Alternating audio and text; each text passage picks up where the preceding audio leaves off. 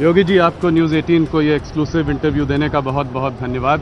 आज हम महाकुंभ के इलाके में हैं। चारों तरफ हम लोगों ने देखा कि क्या आयोजन है, भव्य, अलौकिक, एकदम आलीशान।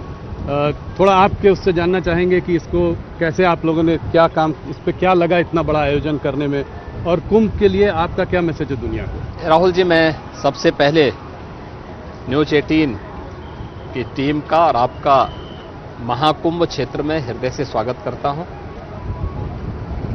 जो कुछ भी आपको देखने को मिल रहा है पूरे प्रयागराज क्षेत्र में और इस महाकुंभ नगर में, आदरणीय प्रधानमंत्री जी के विजन का ये मूर्त रूप है। भारत की विरासत को उसका सम्मान मिलना चाहिए और एक सरकार का क्या दायित्व होना चाहिए उस आस्था को सम्मान देने के लिए, उसी का एक प्रतिफल है कि दिव्य और भव्य कुंभ इस रूप में आयोजित हो रहा है। हजारों वर्षों की विरासत को आज की पीढ़ी जान पा रही है और जो पीढ़ी काफी उम्र दराज हो चुकी है, उस पीढ़ी को भारत की इस पुरातन गौरव को अपनी अगली पीढ़ी को देने में भी गौरव की अनुभूति होगी कि हमारी विरासत अब सुरक्षित है और इसी भव्य और दिव्य रूप में आगे बढ़ेगी। यह दृश्य सनातन धर्म का वह दिव्य और भव्य स्वरूप है जिसका आज आप यहां अवलोकन कर रहे हैं, जिसके लिए हमारा सनातन धर्म जाना जाता था।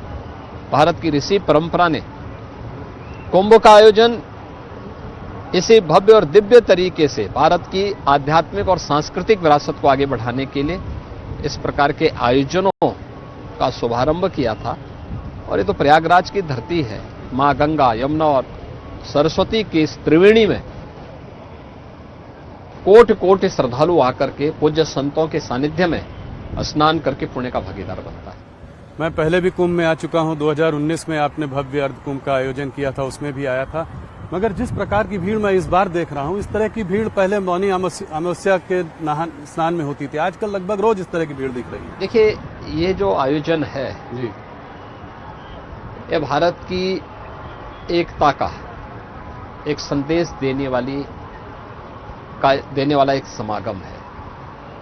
और ये सही बात कहा आपने कि मौनी अमावस्या जो मुख्य स्नान होता है कुंभ का, मौनी अमावस्या को इस प्रकार की भीड़ दिखती थी, लेकिन अब इस प्रकार की भीड़ हर दिन नजर आ रही है। यानी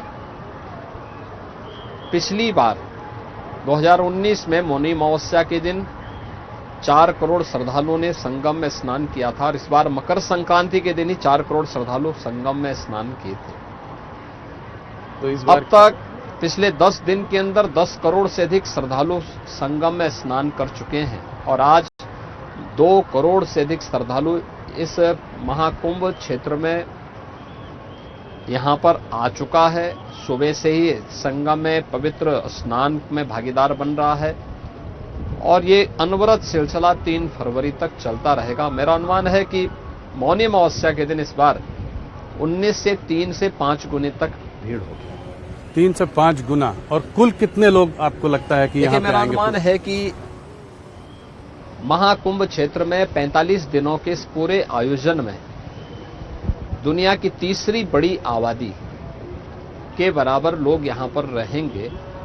यानी भारत और चीन के बाद जो सबसे बड़ी आबादी होगी इस अस्थायी शहर में होगी।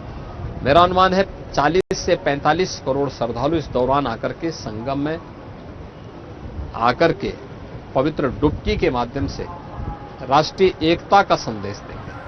बहुत बहुत आपको बधाई, आपने इतना बड़ा आयोजन किया।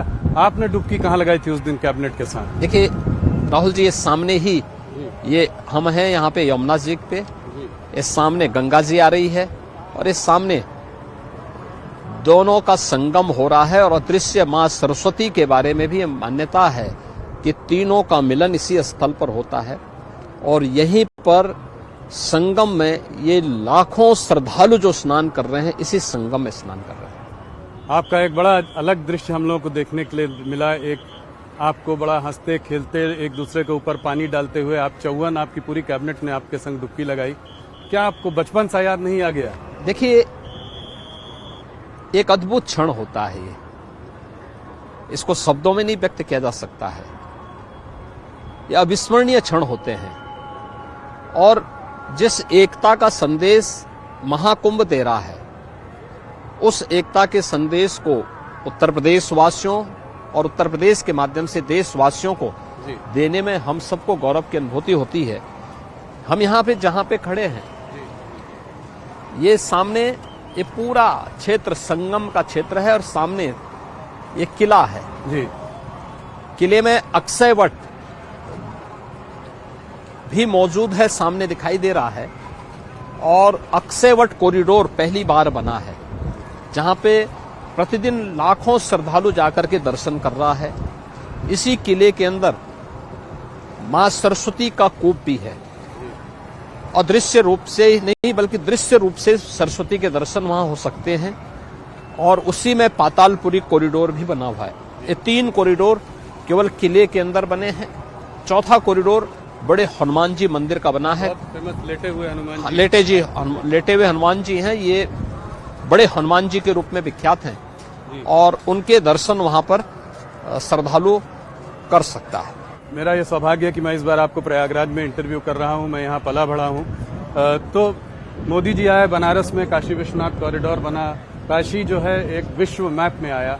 वैसे ही अयोध्या में पिछली बार आपने राम मंदिर का निर्माण हुआ, जनवरी 22 को प्राण प्रतिष्ठा हुई। आज प्रयागराज भी इस महाकुंभ को लेकर देश दुनिया में चारों तरफ इसकी बात हो रही है। तो क्या आपको लगता है आने वाले समय में ये भी एक टूरिज्म, स्पिरिचुअल टूरिज्म का बड़ा सेंटर बनेगा? देखिए, भारत की इस ताकत को दुर्भाग्य से पूर्व की सरकारों ने नहीं समझा था। भारत की इस विरासत जो स्पिरिचुअल टूरिज्म में भारत के अंदर मौजूद था, जो पोटेंशियल था, इसको देखा है प्रधानमंत्री मोदी जी ने। और इसीलिए मोदी जी के नेतृत्व में काशी में काशी विश्वनाथ धाम, 2019 का प्रयागराज कुंभ, अयोध्या में श्री राम जन्मभूमि पर मर्यादा पुरुषोत्तम प्रभु श्री राम के भव्य और दिव्य मंदिर के निर्माण का कार्य, एक नई अयोध्या के दर्शन अयोध्या में होते हैं। विंध्यवासिनी धाम में मां विंध्यवासिनी का भव्य और दिव्य धाम और कॉरिडोर का निर्माण, उत्तराखंड में केदारपुरी में केदारनाथ धाम, महाकाल में महालोक का धाम, ये सभी करोड़ों श्रद्धालुओं को अपनी ओर आकर्षित करके भारत की स्पिरिचुअल टूरिज्म की ताकत को दुनिया के सामने उस ताकत का एहसास करा रही है। और मुझे कहने में कोई संकोच नहीं कि आज से 8 साल 10 साल पहले तक उत्तर प्रदेश के अंदर टूरिज्म में उत्तर प्रदेश तीसरे नंबर पर था। आज उत्तर प्रदेश नंबर 1 पर है अपनी इसी स्पिरिचुअल ताकत के बल पे।